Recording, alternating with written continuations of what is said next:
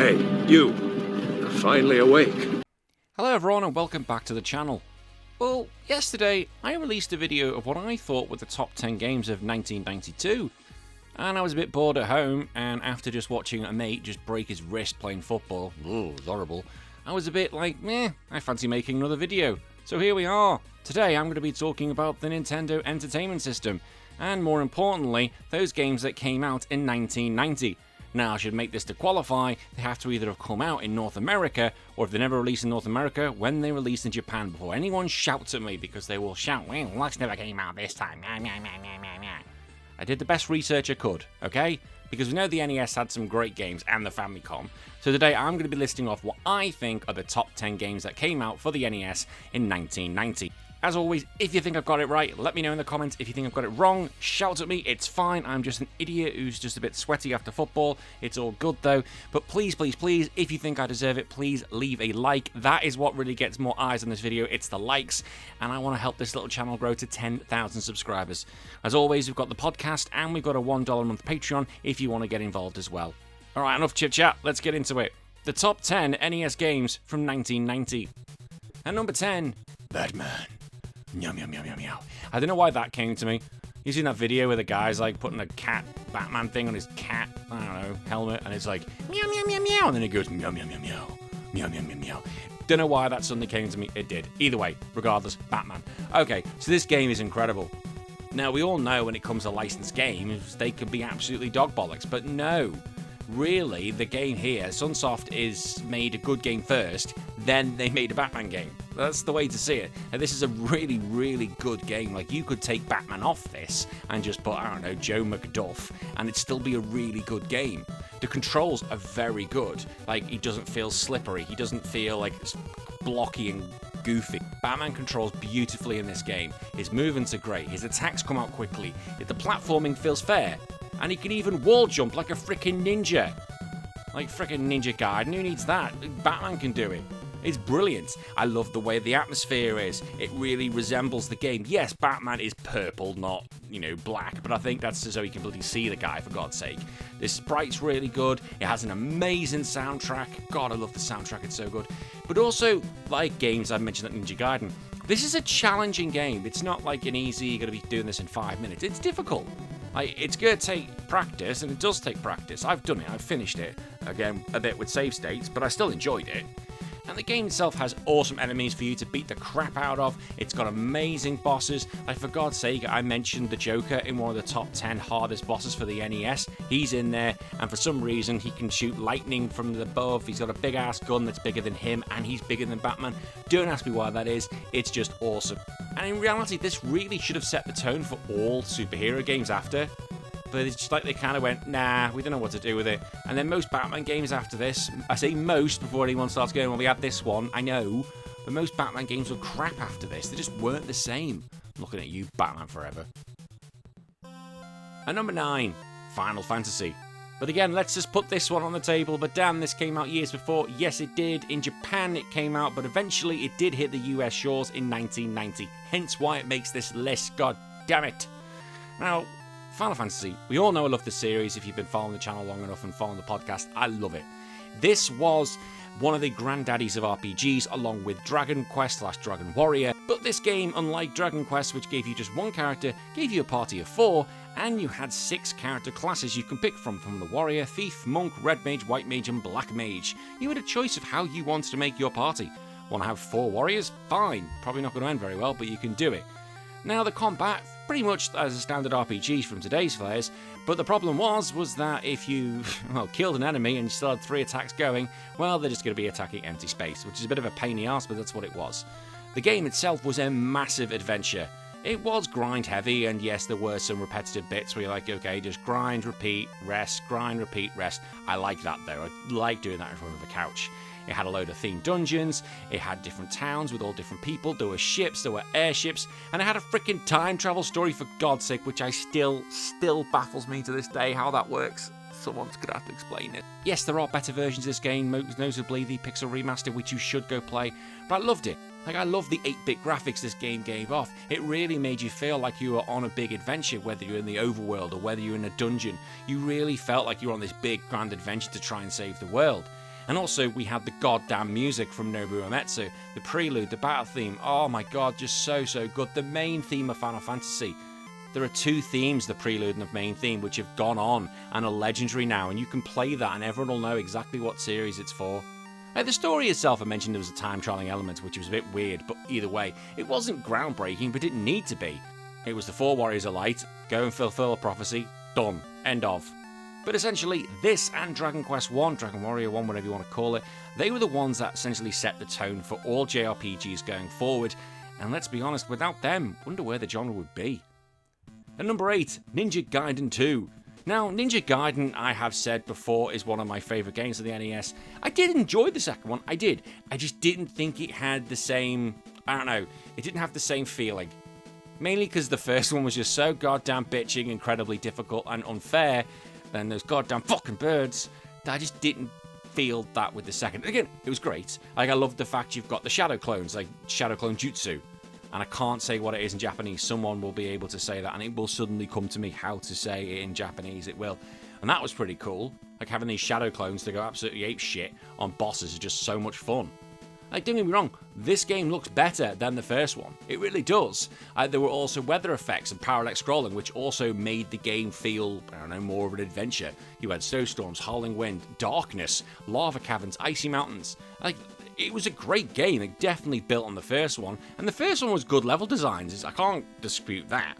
Also, the game I mentioned before wasn't as bloody hard as the first one. The enemies don't respawn as just simply as aggressively as they did. The knockback wasn't as goddamn killing, and the sub-weapons are far more effective because they were a pain in the arse to even get a hold of in the first game. It basically had that difficult but unfair, I don't know how you want to put it, because the first one was just brutally unfair sometimes. This just wanted the players to enjoy it a little bit more. It had a better story, it was more cinematic, it had more cutscenes, it had fast boss fights, it was great. Like, I did love it. It had a really good soundtrack, really good level design, and essentially just built upon everything the first one had. It smoothed out all those rough edges, the complaints people may have said that's unfair, that's not right about the first one. But for me, the first one still had that charm, and that's what put it higher when I talked about the NES games I liked of all time, and that's when Ninja Gaiden 2 probably doesn't come on that. And some people will say it's a bit unfair, but that's just how I feel. At number 7, Super C, Super Contra. Let's be honest, this is Contra, but on acid. Well, it's just basically more of the same, but better. Like, Super C is fluid, it's fast, and it's incredibly responsive. Like the other games on this list, like Ninja Gaiden, like Batman, it plays incredibly well. And it has to. Contra is known for being difficult, and you can't really play difficult games without really good controls, and this does this. And having this tight controls makes the game so fun when everything is so intense around you. It's just great to play around. It doesn't feel overwhelming because you're not trying to deal with shit controls. You can try to make the character feel like he's essentially an extension of your arm. That's the best way I can explain it. It had smarter difficulty than the first one. There were better enemy placements, fewer cheap deaths, because that was one of the first complaints with Contra, is you're dying for the sake of dying. It's still hard as balls, don't get me wrong, but I wouldn't say it's as hard as the first one. I think the first one was a lot more difficult. Again, people can come at me and say, no, the second one's difficult. That's fine. It had the 2-player mode, which was great, although I've never played it with 2-player, because I don't have many friends to play with, which is unfortunately. Basically, it was just a more reformed Contra. I know we had Contra 3 that came out for the Super Nintendo later on, but this was just better. Improved level design, refined controls, better difficulty, better visuals, better everything. Again, similar to Ninja Gaiden 2, it was just the rough edges smoothed out. And number 6, Dragon Warrior 2. Okay, it's Dragon Warrior 2, not Dragon Quest 2, because Dragon Warrior 2 was what we got in the US. Well, I say the US. The US got this one, and it came out much later than Dragon Quest 2, hence why it's called Dragon Warrior, hence why it's in this list. Alright, enough arguments. This was a big step up from Dragon Warrior 1, where Dragon Warrior was a lone adventure of the hero basically going out to save the princess and saving the land. This was a party of his descendants, 3 descendants, basically doing the same thing. Off to win the day, off to save the world from everything. And it was great. Again, it was a party of 3, which was like, wow, you've got the Prince of Maidenhall, the Prince of Cannock, and the Princess of Moonbrook. Each of them had their own abilities. So Maidenhall was your fighter, Cannock was your balanced fighter and mage, whereas Moonbrook, she was your mage. Whereas in the first game, he was all encompassing, he could do everything. So here it's been split Through his genes, the ability to fight, use magic has been split round, although Canuck was always a dick when I played this. I called him Krillin because he just kept frickin' dying all the time. It was a major upgrade to the battle system, the fact you've now got a full party and multiple enemies, rather than just a one-on-one fight to the death, what it was previously, which meant you could have multi-targeted spells, area effect magic, strategic healing, and you had to order your turns. It was very clever, and essentially the game was a lot difficult. And whilst it was a truly open RPG, it was right until the end when the game went, we're gonna fuck you over because we've not tested it properly. Yes, if you didn't know, when you got to the final area of the game, they hadn't tested it because they had to get it out. And there was a huge difficulty spike, level spike I should say, which meant you had to do a significant, and I mean significant, amount of grinding in the final area to be able to take on the final boss, or you're going to get absolutely stomped. You are absolutely stomped if you're not ready. Like, again, the world was built even more, the lore was built of what was there from the first game, because you're in the first game's world, essentially, and it all expands. And that template of having multiple party members was obviously seen in Final Fantasy, which we've already talked about, and other JRPGs. So it essentially built what the first one had, and then went, how can we make it better? But because the game is hard, and I mean hard, this is not an easy JRPG. Like, I love Dragon Warrior 1, Dragon Quest 1. I thought that was a great game. Played that when I had pneumonia in hospital. Long story, we'll get to that another day. Either way, this was very difficult. I was like, whoa, whoa, whoa, Krillin is dying all the goddamn time. Not when I want him to, but when does he die when you want him to die? But I still enjoyed it. And I've got them all, the HD remaster, and it's up to you which one you want to play. And apparently, the HD remaster is the way to go for Dragon Quest 2, so I recommend everyone get it. Really good. And number 5, River City Ransom. Yes, we're going down some beat-em-ups, because like JRPGs, I love my beat-em-ups. And the thing is, most NES brawlers and most beat-em-ups to the day or go from left to right, beat the crap out of the enemy, punch guys, kick them in the balls, kick them in the dick, move on. That's how it is. However, River City Ransom breaks that because you've got leveled stats, equipment, purchasable moves, and permanent upgrades. So if essentially you can develop your character and make them stronger over time, it added an RPG to the game. And no other NES brawler had that. It was amazing. And the game isn't a set of stages like we've normally had, and we talk about another one on this list. It was like a mini open world. Like, you choose where you want to go, where you want to fight, how you want to build up your character, where you want to grind up for money. So different. And there's not many games that do that. It's a unique beat 'em up on its own. Like, if you think on the comments that there is games like that, let me know. I want to play them. I really do. It also had a 2-player mode, which, again, I couldn't do because I had no friends. I have no one to play with in these days because, obviously, playing my NES games is a very singular activity. The game also knew where it was. It knew it was a bit of a goofy adventure, so some of the bad guys would shout "Barf," "Mummy," which is hilarious, and it kind of had that goofy, expressive sprites, the exaggerated animations, so it didn't take itself too seriously. It's not a Streets of Rage, it's not that sort of thing. Like, this series of games in this world, it's all those goofy sprites, but it still looks really good, it still plays really well. And that's what you want it to play well. And as you level up, your stats get better, you can punch harder, you can run faster, you can perform new combos, you can launch enemies across the screen, and having that sense of progression makes essentially, like an RPG, essentially when you get to later games, it makes it feel really cool, which is great. And in fact, you can pick up weapons from chains, pipes, trash cans, anything you can see, brass knuckles, why not, even the enemies themselves like two crude dudes. It was great fun. In at number 4, Teenage Mutant Ninja Turtles 2, the arcade game. Yeah, Turtles game was always going to appear on there. Before anyone says anything, yes, the arcade game came out the year before. We are talking about the NES version, alright? We just make sure we all understand that one. Thank you very much. There. Now, Konami did something absolutely incredible. They really took the arcade version and did their best to port it to the home console. Of course, they were never going to get like TMNT 4 level. They were never going to get that. But they got it just as damn close as they could. The sprites looked good, the colours were great, the animations were great, you had the flashy special effects, and the NES should not have been able to do this, but it did. It had a great 2-player mode, which I have played because of the Cowabunga collection on my PS5, and it's awesome. It's so much fun, and it feels like the arcade. Like, I've played the arcade game on the big machine. I've played TMNT 4 on the machines, and this just felt great. And each of the turtles is there. Obviously, no one ever picks Donatello. You should never pick Donatello. I know some people are going to start hating me for that, but we all know Donatello sucks. Leonardo is the way forward. That's how it has to be. That is the religion I have. The combat is satisfying and it's easy to pick. Well, I say it's easy to pick up. I was going to go, it is and it isn't.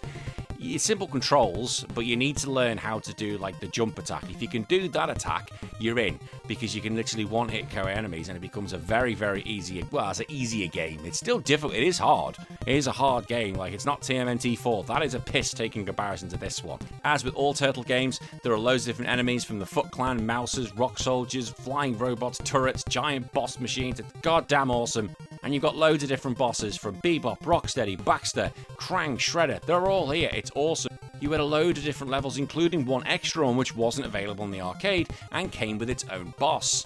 And it's still one of the best looking NES games to date. Yes, I know we've got TMNT 3, which is even better looking, which is insane that that's even the case. But either way, the arcade game is just fun, and everyone likes Tails should give it a go. At number 3, Final Fantasy 3. Oh, hang on, why are there 2 Final Fantasies on this list? Right, okay, clarify this. This one never came out in the US, it only came out in Japan on the NES, alright? Yes, we do know. Eventually it came out on the DS, alright? But I'm not going to count the DS version, I'm counting the original Famicom version, alright? Stop shouting at me. Now, Final Fantasy 3 essentially took what the first 2 did, and the Dragon Warrior games, overhauled it, and made it a much better system. So remember the first one had about 6 jobs? Yeah, this one's got over 20. Insane amount of jobs. And this is where the job system came in, where you can really be flexible with the roles your character do. In the original game, you were basically stuck with whatever character class you chose. In this one, nope, you can switch however you want. So you can go from a Knight, Dragoon, Summoner, Ninja, Black Belt, Sage, Dark Knight, whatever you want. It's great.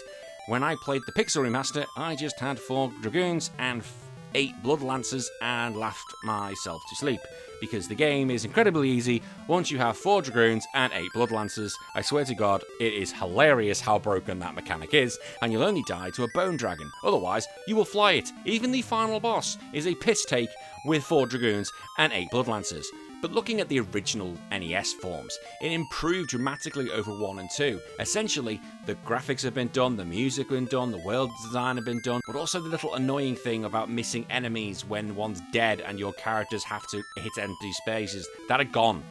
At the game Final Fantasy 3, the world it's in is huge. You start off in this little space, and then eventually it just expands, and then you even get water, which is incredible. It's like you're going underwater, you're doing everything. Although I will say, the amount of bloody aircraft you get in this game is just stupid. And sometimes the plot is a bit silly because it feels more like a Saturday morning cartoon. I don't care, it's great. Summons made their debut. You've got Ifrith, Shiva, Ramuh, Titan, Bahamut, Leviathan.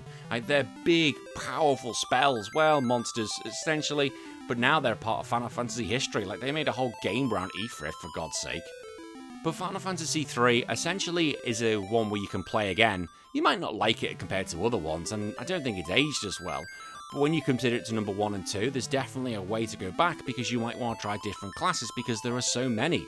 And essentially, because of that, it became a staple for Final Fantasy V and other games going forward. You had the summons, the multi-tiered worlds, which became a thing, the airships became a big thing, the cinematic finales, the massive endgame dungeons, and believe me, Final Fantasy's endgame dungeon in the third one, oh my god, it is insane.